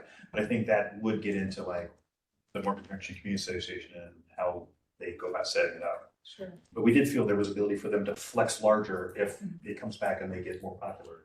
Yeah, and I guess that was going to be my next question is has there been any thought in, because it really sounds like this alley that is being constructed is going to be used pretty occasionally, if at all, for a CL or anything like that. Has there been thought into, okay, well, we have this paved boomerang for, maintenance and these tent facilities. We also have improved driving access in the back there. Can that be a better connection of, well, there can be tents back there, that could be event space, that could be used for other uses, the other 99% of the time that you don't have a truck or a car back there. Has there been any thought or discussion around that? Because it does sound like maybe there is more need for these event spaces, these gathering spaces, and all that to happen. And can the alley be used for some of that? It's a good question. Is it possible to let Deb respond to this? She's been raising her hand. Yeah, I mean, I don't know that that's the question that she wants to. Oh, gotcha. Well, I mean, so again, like, I think part of it is like, it's the Morgan Junction Community Association and what they do and how they do it. And so, It's one of those. I mean, it's a valid point, right? Yeah. I mean, trying to get better use of this semi-developed space, right? I think my question is more because I think the section showed a pretty steep drop off. Yeah, right. Maybe that's going to feel very separated with that kind of design. Is there consideration in the design to make that alley feel like it could be utilized within or like as an extension of the park? Because it's really not going to be used that much otherwise. Right. As there was, but there is a ownership sort of thing there too. Understood. And SDOT has very strict rules of what you can do and can't do, right? So, Sure. And sometimes for festivals, yes, sometimes can happen, but with permitting and with a bunch of other technicalities to it, right? Adjusting the whole park kind of towards it, I think would be, I don't know, a little challenging. And ADA and our accessibility access through the purpose of my question is more just, that seems like a valuable conversation to both have with the community members as well as SDOT on, are we gonna be, I mean, because you mentioned, I mean, that hammerhead's gonna be a 6-foot wall. I mean, that's not gonna be cheap. So is there a way to, even though I know that SDOT requires permitting and such to use this kind of space, but can the park be planned in such a way that it could be utilized that way to maximize the use of that alley? Yeah, I mean, we definitely, I mean, we should totally have another look at it. So over where the gravel is, we're actually flush there, because of the way Eddy Street is and the grading we're doing, it kind of comes down and is flat. And so that area is gonna be wide open. And so there is this ability, I would say in terms of like staging the festival, that would be the most immediately available in that way as is, right? Whether or not they get a permit or whatever, they just use the potential on the ground and you could expand into that location. We did again, try to connect at least people who have, you know, are not limited in mobility, where they could get into the alley and use it as an additional kind of facility, like walking a dog or doing other things. So we tried to bring that in. Another piece of it is that the grading is so steep to the alley now. Right now, the whole, you know, they flatten the whole site and the alley starts kind of close to grade and then it drops down. There's like a 10-foot drop at this corner. And so we peeled all of that grading back to increase visibility, but we didn't peel it. We didn't want to do so much grading, we completely flattened it all the way out, which is a challenge. Or flatten it down to it. I mean, Yeah. with the grading, you're gonna come at it at a fairly steep angle. And then we have had conversations, although they were pre-COVID, but with the homeowners, all of the homeowners, and actually Deb and some of the Morgan Junction did the outreach. And they were very concerned about there being too much activity in the alley and so on. So there is that thought too, is like, if we came in and provided something like that, I don't know how they would react, but at the time, they were kind of happy to have a vegetative buffer. They were kind of happy that we were creating sight lines, but not too much access down into the alley. Okay, yeah, just something I think. No, it's definitely, I mean, it's because because I forgot about that myself. I'm like, oh, it's good to revisit that. I'm like, oh, yeah, we did have some conversations. I can't, you know, hopefully it makes sense, but. I want to have a quick time check. We've got 20 minutes left. We can potentially extend another 10 to 15 minutes. Commissioners, just let me know if that's a problem. I know Matt has a hard stop at 3. So. I think the only other question that I had here was, I saw, you know, you had a good amount of community engagement over the years at the stop and go of this. Do you have any data because I saw you had on, you know, who is in this community? Do you have any data on who showed up for your community involvement and like how that matches up at all? We don't, but we have reached out to Rosa Garcia, who's the DON contact there. And so we are we have asked her to, you know, who's in the neighborhood, who have we not talked to, who doesn't, and when we say who have we not talked to, it's like in the groups that she knows, like, do they know this is happening? I.e., we didn't talk to them, right? So parks send out a mailer, there's some things there that have happened. We have these materials electronically available. And so we're trying to use that as a conduit for her knowledge base to find out, and she can then contact and show this material to, so we can get some further feedback. We invited Rosa today. Yeah. Thanks. I just have a couple questions. In the slide you had about the updated community outreach and the support for active uses went up considerably. So as I look at this, there's the all wheels area, there's the play areas. That's kind of it for active uses. So I'm just curious if there was that much more support for active uses, if there's any other specific types of activities, people like, hey, can you fit a basketball court in here or whatever? Is that, because it feels like that's maybe a little bit of a miss. I know you're constrained from a topography standpoint and size standpoint, but it seems to me that's a little bit of a missing element potentially. I'm just curious. When we went out for the second, just this last summer, some of the other active areas were kind of posed as more flexible, multi-purpose areas, and the walking promenade, that was kind of what the community saw as being they're kind of more active. Okay. Basketball, like active play areas Okay, so that never rose to the, okay. And we're rarely, just because even in that 4 years of stoppage, I think just the general numbers have all gone up 40%. Okay. You know, and so we're kind of like, oh, budget wise, I mean, already there's gonna be an increased budget ask from the city. And so we're already like, yeah, we got that feedback from the community, which is awesome, but we may be taking things back out because the budget may not sustain all of the things that we're already showing. That we're kind of close to the edge of the budget before, but now the original budget cannot possibly cover this.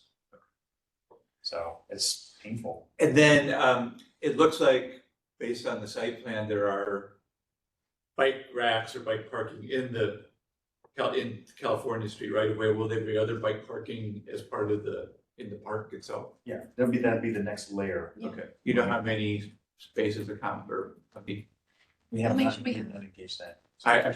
great, well, that'll be the next question, like how many bikes do you need to, but I mean, that's, how do you say, you know, there's no vehicle parking understandably, so just, I hope you'll consider, that maybe this is more of a comment, right? Yeah. Consider the bike parking demand as in the next phase of, concern. Definitely. So thank God we'll hand it off to my colleagues online at this point. I think we got Elizabeth, Pooja, and Ben.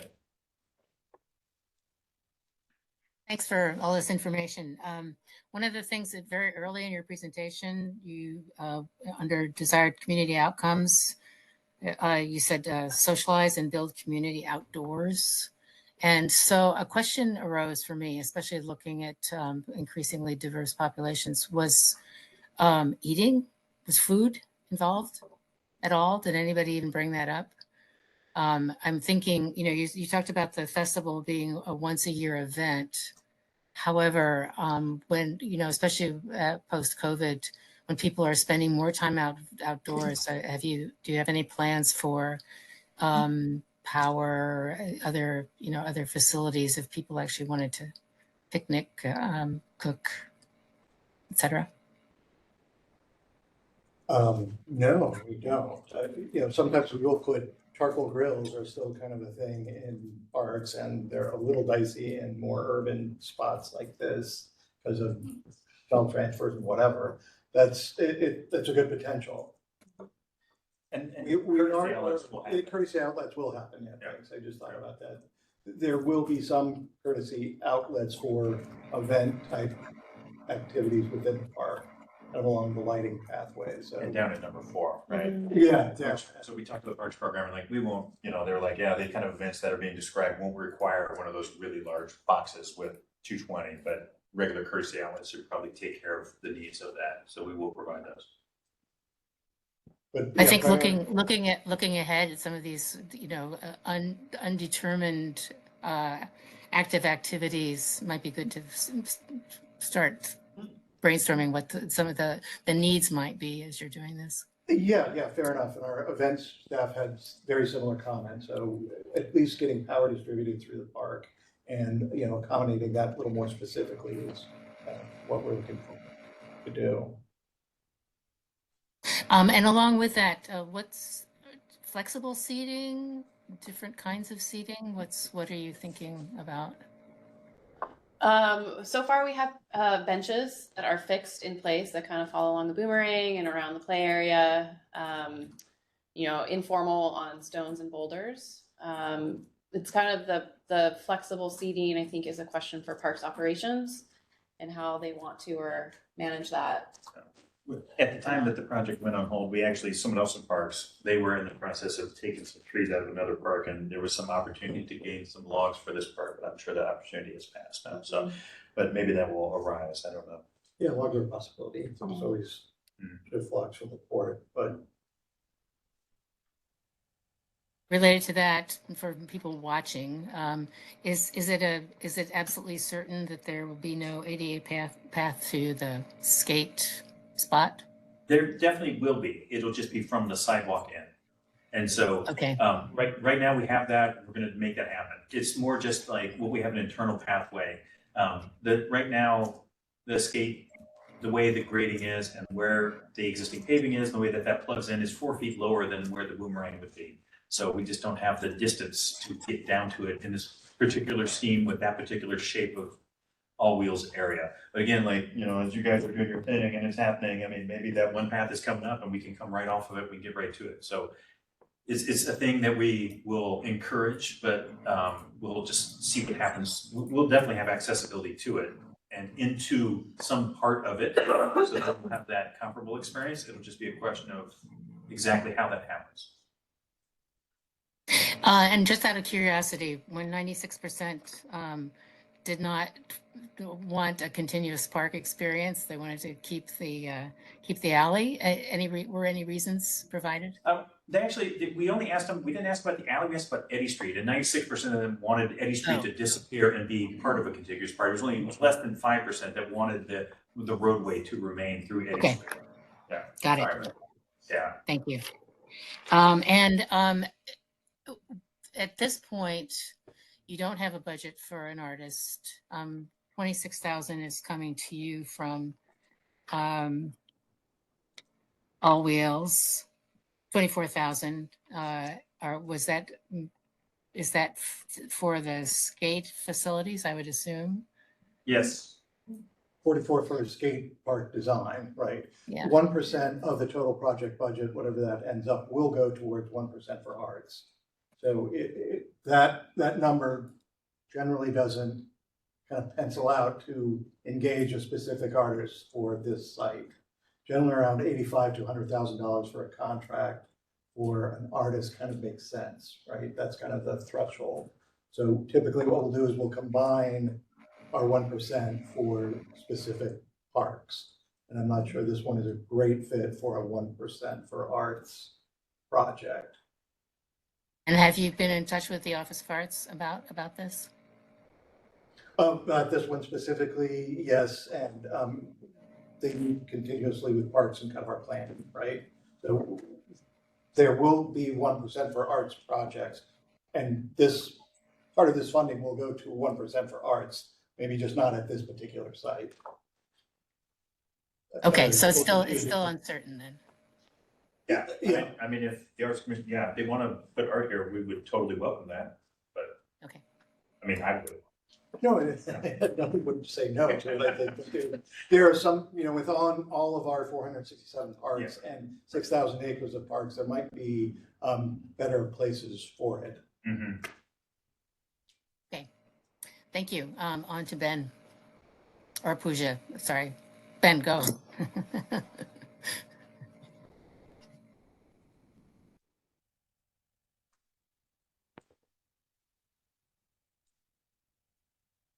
You're on mute.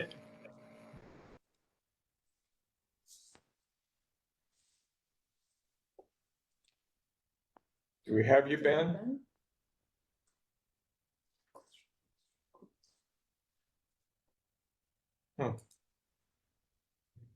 Maybe Pooja while we're waiting for Ben? Yeah, Pooja, do you want to jump in? Go.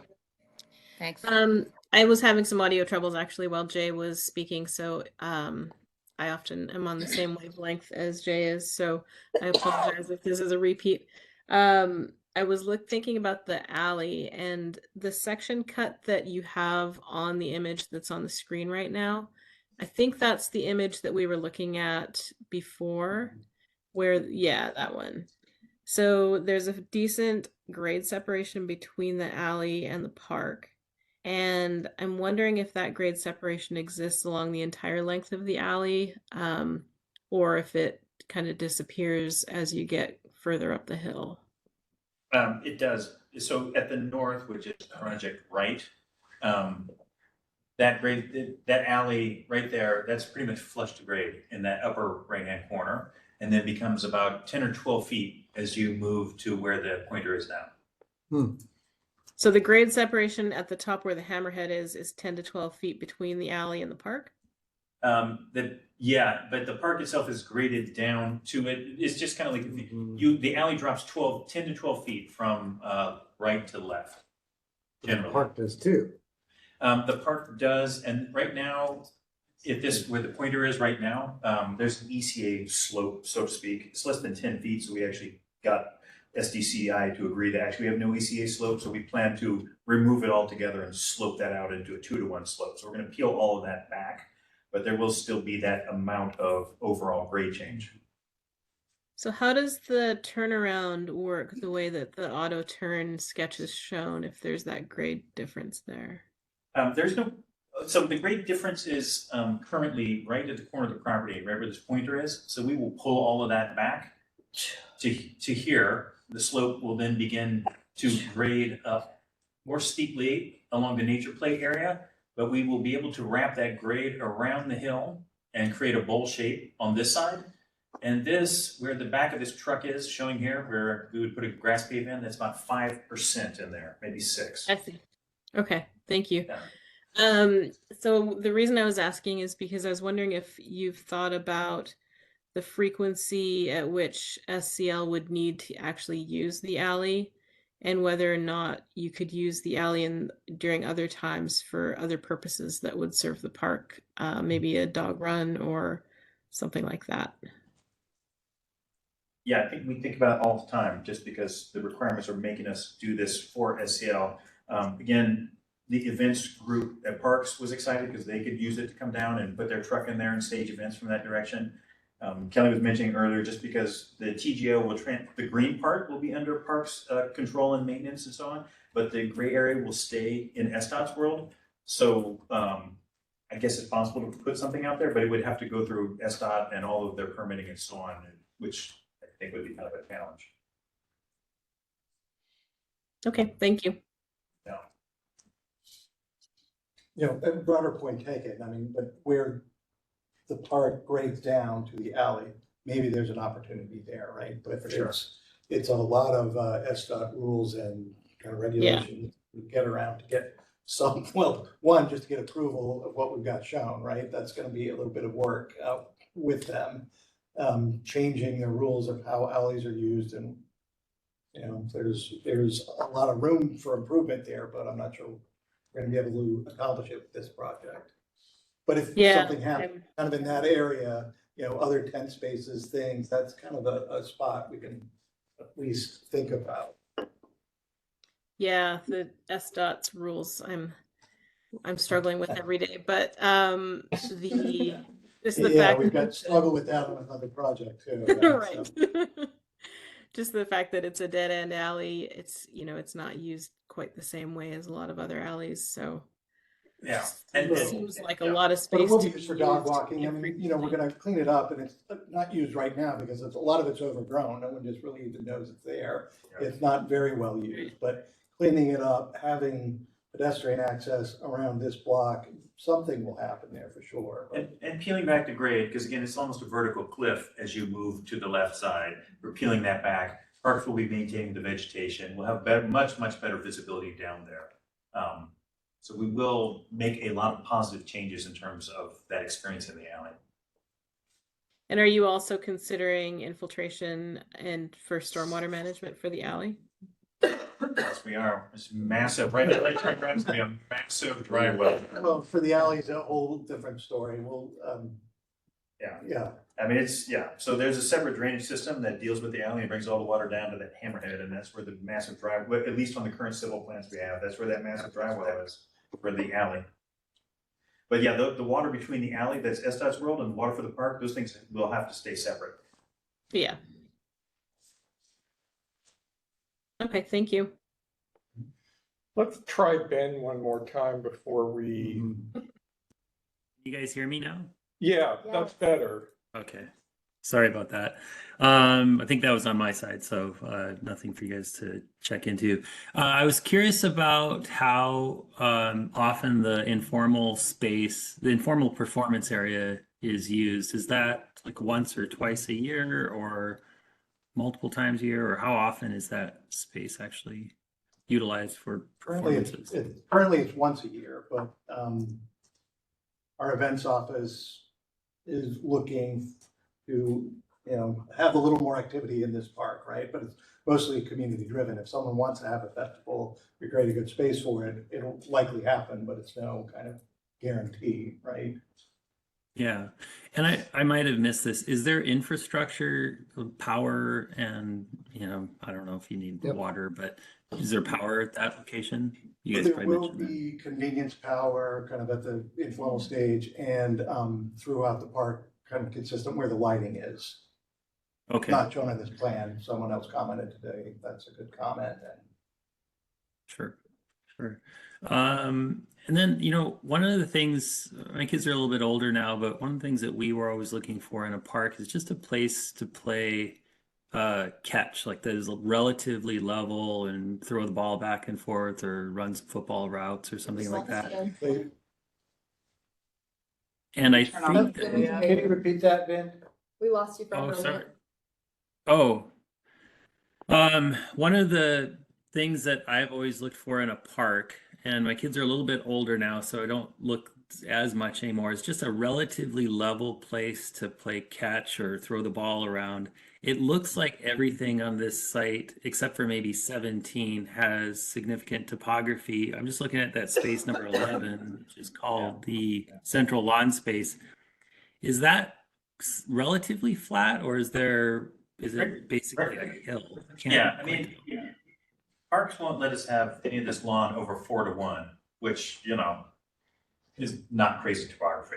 I mean, we actually wanted that to be more of a map, but 4-to-1 is like, you know, it's. Yeah, they don't have to mow it, that's a good But idea. it is pretty much flat along 26 there, along that whole side, all the way down. There is a flat piece right along 11, like that kind of comes up and flattens out a little bit. And again, like when we talk about it going up, it comes up like 3 feet because it's still 4-to-1. So it's like kind of rounded, mounded.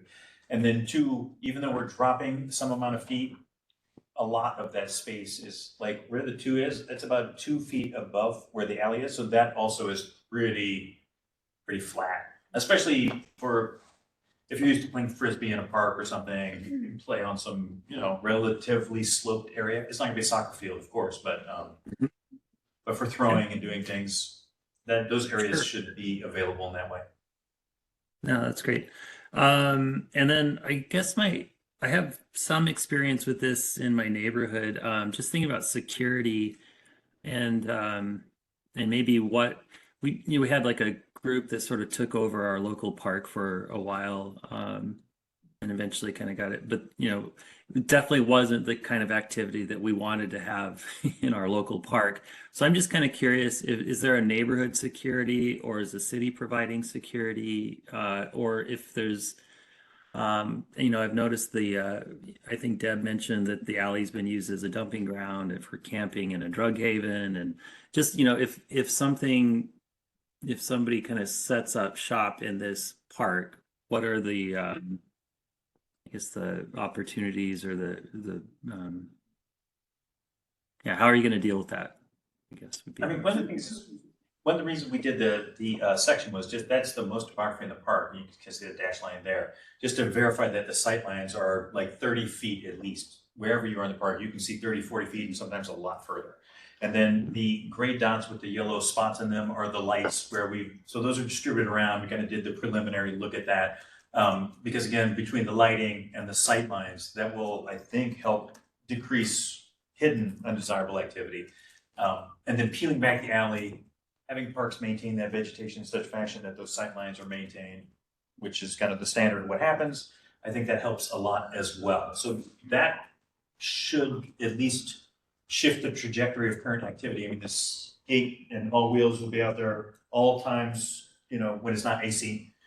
I don't know, maybe you guys do ice as well. But nonetheless, that increased activity, I think having a formalized play area draws more people. So all of those things should attract more activity to the park, and that will help. The current park itself is relatively unprogrammed. It's 4 feet below the street. It's kind of hidden, and it doesn't receive a lot of activity. So I don't think it's, I think we'll have shifted that scenario significantly after this is constructed, which hopefully will help a lot. No with security plans or anything, or like neighborhood watch or anything. Then probably that you know of, because it's not always being out of sight. In our park, for instance, it's all wide open. They were right in the open. It was more of a just a thing that got to be really uncomfortable. It's just probably a park square. It was just a question if there was any program for that.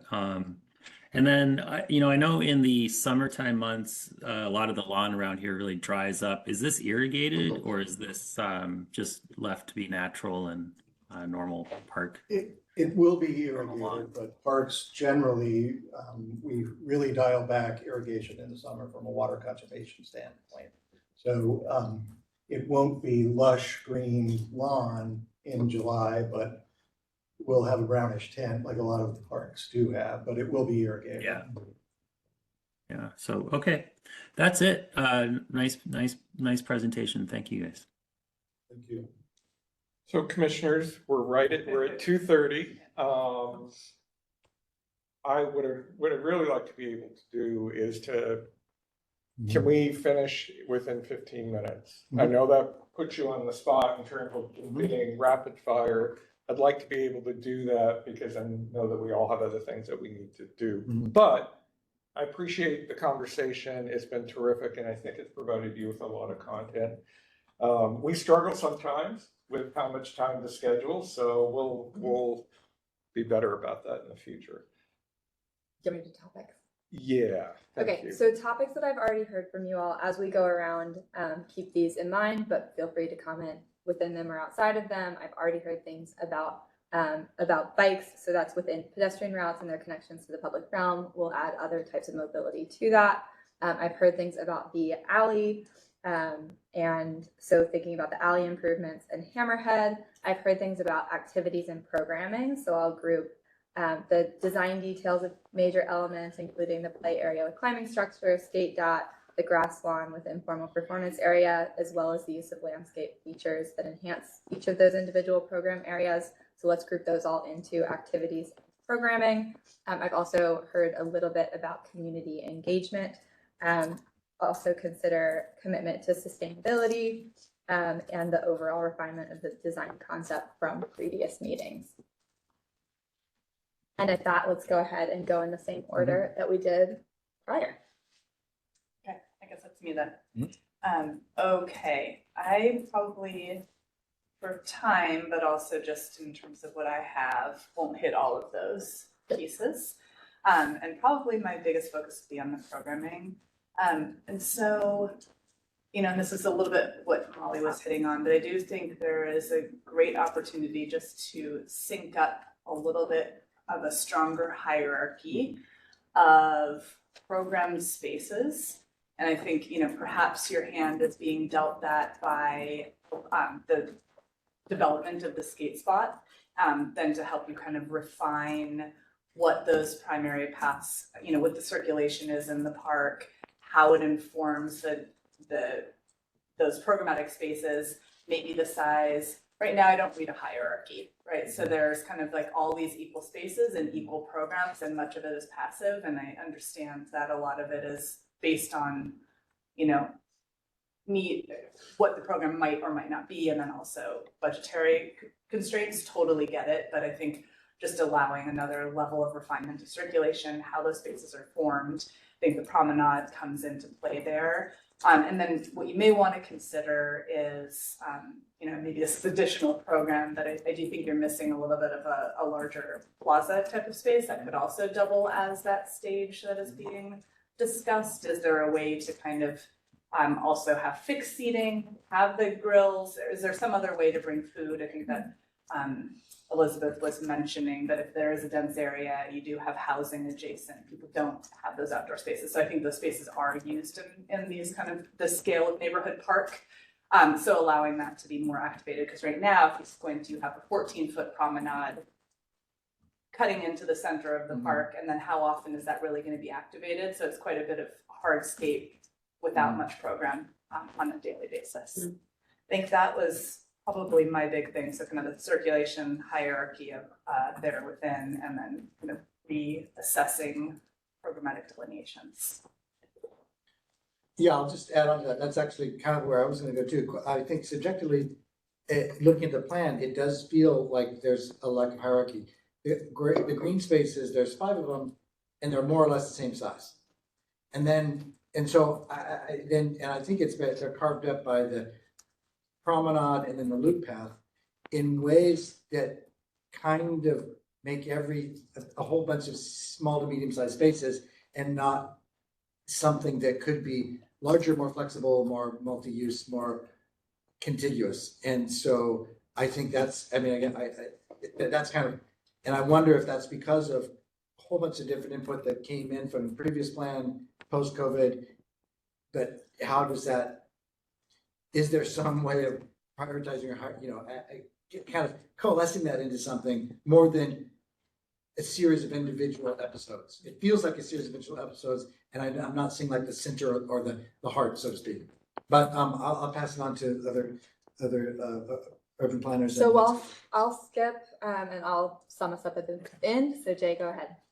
I will just make a quick comment back on the alley, just to consider the context of, I think in your plan, you showed the skate dot was just under 1,500 square feet, and I did a rough calculation, and it looks like the alley is over 3,000. So just bear that in mind, of the amount of space that there is, so as we heard, that the skate dot is so highly used, and if we're allocating almost twice as much space to something that's never gonna really be used, just consider that and how we might be able to activate it some more. I also recommend, and this may to piggyback off of what we just heard of kind of this broken up space here. Two things. One is to consider some structures here, is if this is an emergency response collection area, that might be in really bad weather. As well as kind of Elizabeth's point of if we have any food gathering opportunities, having a structure in kind of, we have variable weather here in Washington, and having something that has some coverage might have some big benefit. So I encourage you to think about that. And as well as with all of these broken up aspects, as we were talking about the lawn and maintaining that, if we have these little lawn spaces that really can't be activated as a lawn, I mean, a lawn really is like this big gathering area, throw a ball around, frisbee around, play with your dog, whatever that looks like. If we have small lawn spaces, maybe get rid of those that are small that can't be activated in that same way, and have that be more natural planting and more natural space that doesn't use as much water. And focus on, if we are going to have lawn, have that be as activated as possible. So that's what I have. So just quickly, so I concur with a lot of the comments, and I think a lot of the questions I heard too are just about trying to understand how these spaces are going to be utilized. I think for the next round of review, we'll probably want to understand that better. Other comment are, first of all, thank you for including bike parking, because not every park project does that. So so look forward to seeing kind of more about that. And then there were a lot of questions and comments about the alley, but peeling off with one of Jay's earlier questions, I'll be really interested in seeing how the streetscape along Fauntleroy develops and how that's set, because that's really the front door of the park and really the front door to the rest of the urban village. So I think just understanding where you and SDOT are on that process and how that's evolving, particularly if a pickup truck is going to be accessing that boomerang. I think that's what I heard. So just for maintenance, yeah. Yeah, for maintenance. And I understand the need for that, but that, when you have a truck crossing a sidewalk, that's always a little bit of a concern. So just be interested in seeing more about that the next time we see the project. So I think that's it for me for now. Thanks. I think we go then to Elizabeth, then Pooja, then Ben. Thank you. And I have a fair amount of concern about programming. I think at this point for 60%, it's kind of lean what you're thinking about. And I think that will really, being more specific, if it's a hierarchy, or being more, thinking more about these specific spaces needs to happen. You also mentioned going back through Department of Neighborhoods to find out from whom you've heard in the neighborhood and who has not had a voice. And I think that I would suggest that be a strong necessary step to start refining these spaces a bit more, and the functions, what's actually needed for this to really be a place where a community socializes and builds, gets to know each other. The other thing I would strongly advise is to connect with the Office of Arts now in order to decide whether there is some funding for an artist, and not all projects need an artist. You've got a tight budget. Maybe this isn't one that requires an artist. Maybe what you need can be done through design and programming and figuring out what that looks like. But it's a little late for an artist to come on and piggyback into the construction documents, but I suggest you do contact the Office of Arts about this. On to Pooja. I just echo some of the comments about activating the use of the space in the alley, and it is a very large space relative to the rest of the park, and all the comments that I had have already been spoken for. Ben? I would agree. I think everything has been touched on that I'd like to comment on. So no further comments for me. Thank you.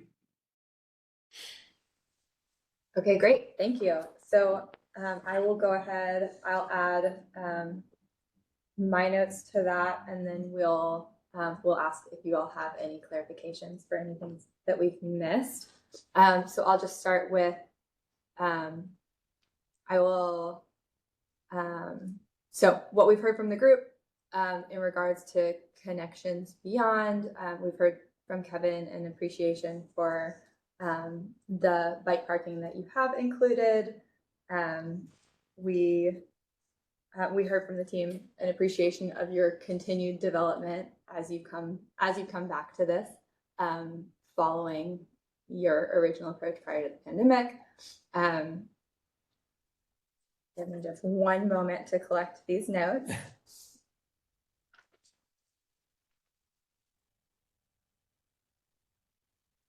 Okay, so in general, we appreciate you all bringing the schematic design back to us at this moment in time.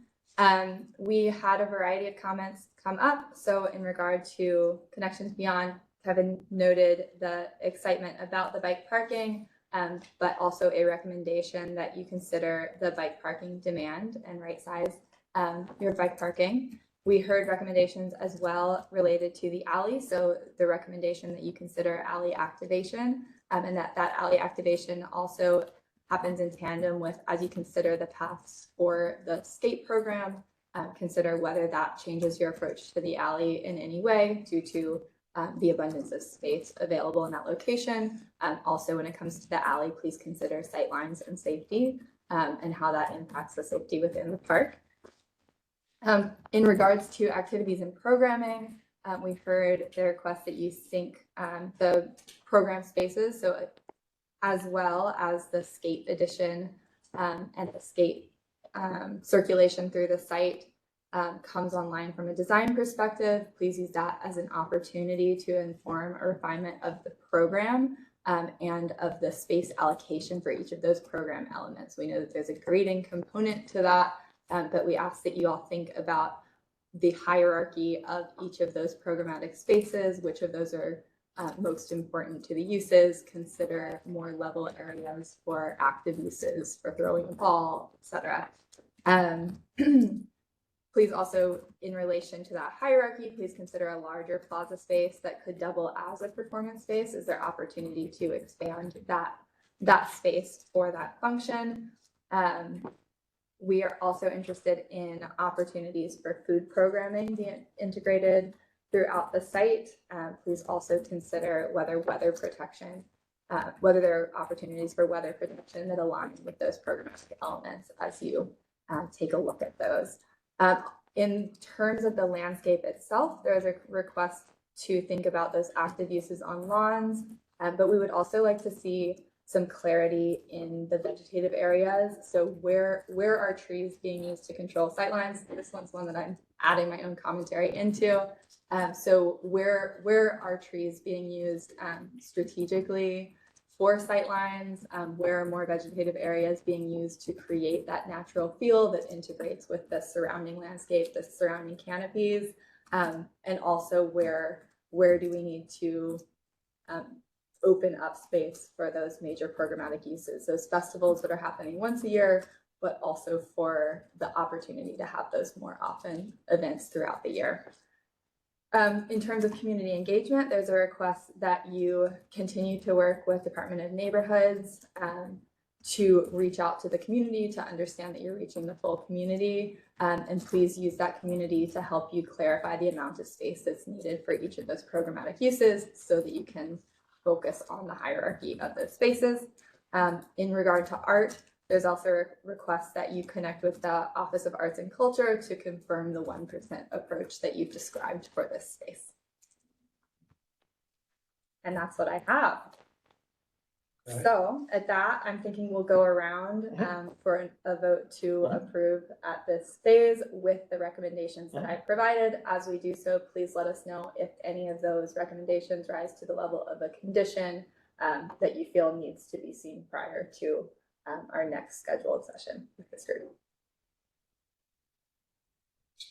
And at that, let's start with Phoebe. I guess I haven't actually seen conditions before. It seems to me, though, that what we have been doing is having subcommittees prior to, that would be kind of the condition, I suppose. So I think that would be a good suggestion for this project. So I would approve with subcommittee before coming again to the design commission. A subcommittee check-in on the larger slate of issues that you raised to see how they've been advanced before returning. Correct, before coming Yeah, to that's the fine. commission. It just seems maybe like that's a good one for this. Yeah. Okay, and again, I'll go at the end. I'll piggyback off of PB. I agree with her in that I approve with a kind of check-in. Yeah. Approve. Elizabeth, Pooja, and Ben. Approve with the condition of a subcommittee meeting. So approved. Agreed. Okay, and I will also approve with the condition that we have a subcommittee meeting that covers the recommendations that I just described.